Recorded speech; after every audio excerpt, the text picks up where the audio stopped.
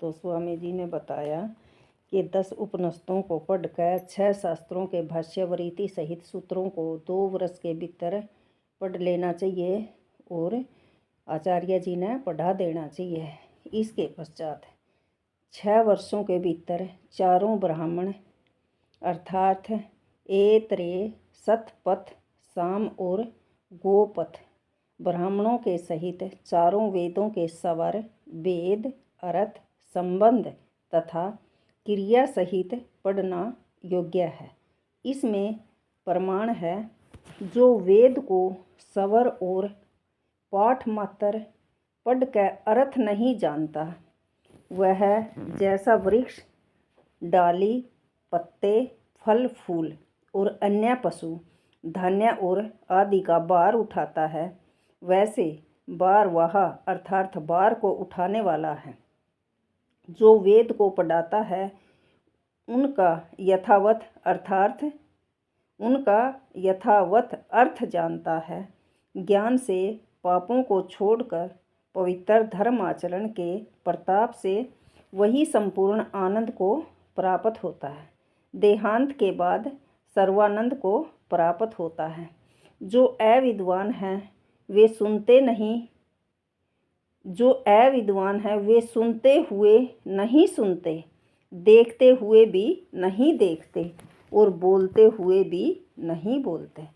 अर्थात अविद्वान लोग इस विद्यावाणी के रहस्य को नहीं जान सकते, किंतु जो शब्द, अर्थ और संबंध को जानने वाला है उसके लिए विद्या जैसे सुंदर वस्त्र आभूषण धारण करती है। अपने पति की कामना करती हुई स्त्री अपना शरीर और स्वरूप का प्रकाश पति के सामने करती है, वैसे विद्या विद्वान के लिए अपने स्वरूप का प्रकाश करती है, अविद्वानों के लिए नहीं। जिस व्यापक, अविनाशी, सर्वोत्कृष्ट परमेश्वर में सब विद्वान और पृथ्वी, सूर्य आदि सब लोक स्थित हैं, कि जिसमें सब वेदों का मुख्य तात्पर्य है, उस ब्रह्मा को जो नहीं जानता, वह ऋग्वेद आदि से क्या कुछ सुख को प्राप्त हो सकता है? नहीं, कभी नहीं। किंतु जो वेदों को पढ़ के धर्मात्मा योगी होकर उस ब्रह्म को जानते हैं, वे सब परमेश्वर में स्थित होकर मुक्त रूपी परमानंद को प्राप्त होते हैं। इसलिए जो कुछ पढ़ना व पढ़ाना हो वह अर्थ ज्ञान सहित चाहिए।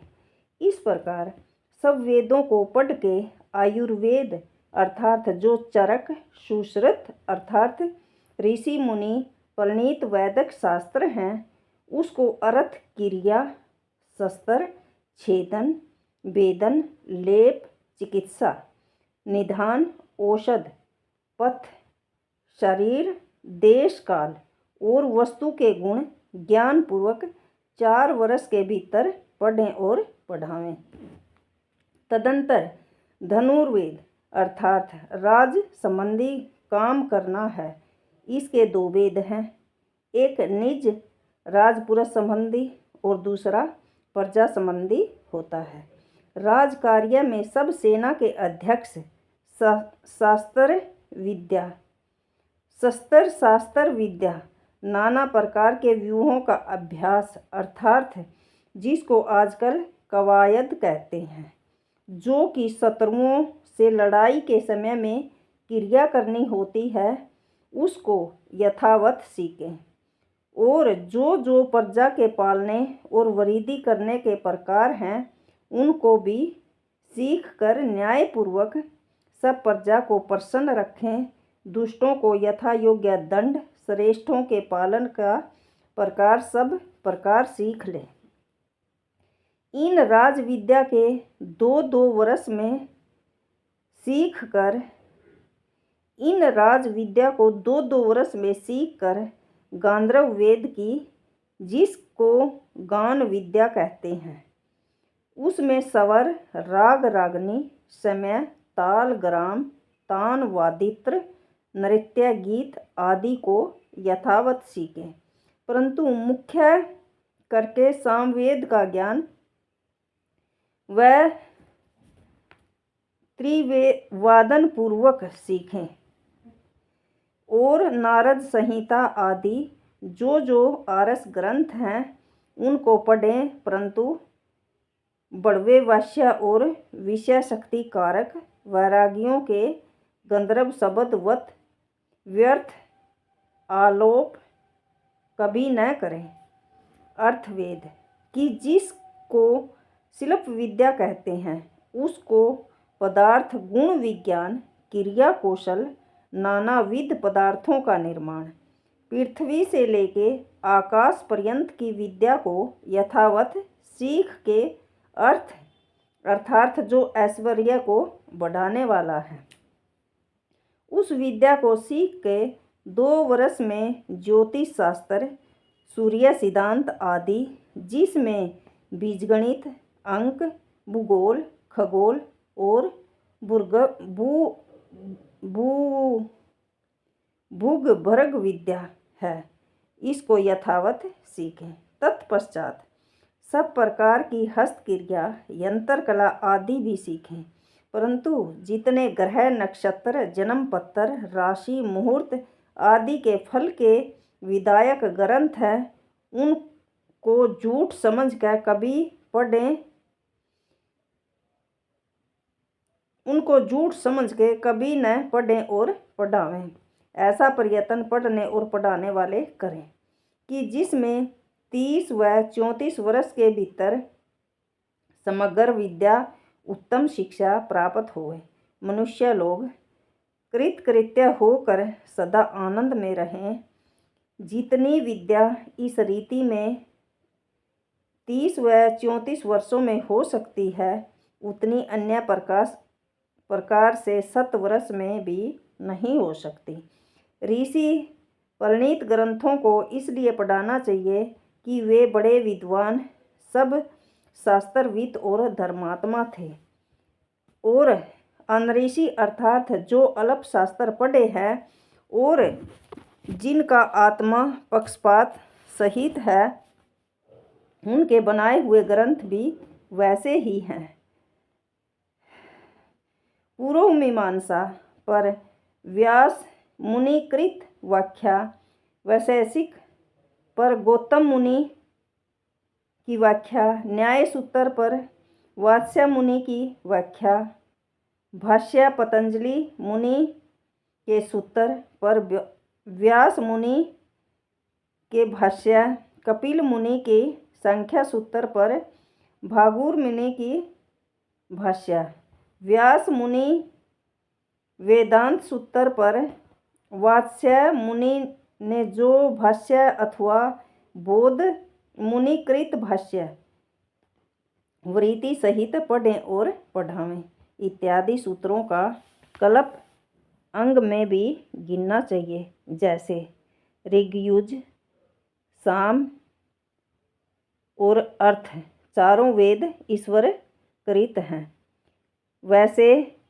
ऐत्रेय, शतपथ, साम और गोपथ चारों ब्राह्मण, शिक्षा, कल्प, व्याकरण, निघंटु, निरुक्त, छंद और ज्योतिष 6 वेदों के अंग, मीमांसा आदि 6 शास्त्र, वेदों के उपांग, आयुर्वेद, धनुर्वेद, गांधर्व वेद और अर्थवेद, ये चारों वेदों के उपवेद इत्यादि सब ऋषि मुनि के किए ग्रंथ हैं।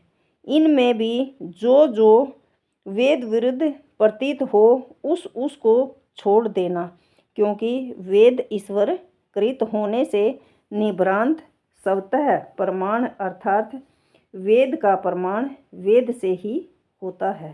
ब्राह्मण आदि सब ग्रंथ प्रत्यय प्रमाण अर्थात इनका प्रमाण वेद दीन है। वेद की विशेष व्याख्या ऋग्वेद आदि भाष्य भूमिका में देख लीजिए और इस ग्रंथ में भी आगे लिखेंगे। अब जो परित्याग के योग्य ग्रंथ हैं उनका परिगणन संक्षेप से किया जाता है, अर्थात जो नीचे ग्रंथ लिखे वह जाल ग्रंथ समझना चाहिए। व्याकरण में का तंत्र, शाश्वत, चंद्रिका, मुग्धबोध, कौमुदी, शेखर, मनोरमा आदि। कोश में अमरकोश आदि। छंदो ग्रंथ में वृत्त, रत्नाकर आदि। शिक्षा में अथ शिक्षा, पर्वम अक्षामि, पाणिनीयम, मतम यथा इत्यादि। ज्योतिष में शिगर बोध, मुहूर्त चिंतामणि, अर्थार्थ काव्य में न्याय का भेद, कुवलानंद में रघुवंश, माघ, किरोति, जुनि इत्यादि। मीमांसा में धर्म सिंधु, वर्तकादि में वैशेषिक, में तर्क संग्रह आदि। न्याय में जागदीशा आदि। योग में हठ, प्रदीपिका आदि। सांख्य में सांख्य तत्व, कोम आदि। वेदांत में योग वशिष्ठ, पंच, 10 इत्यादि। वैदक में सांख्य आदि। स्मृतियों में मनु स्मृति के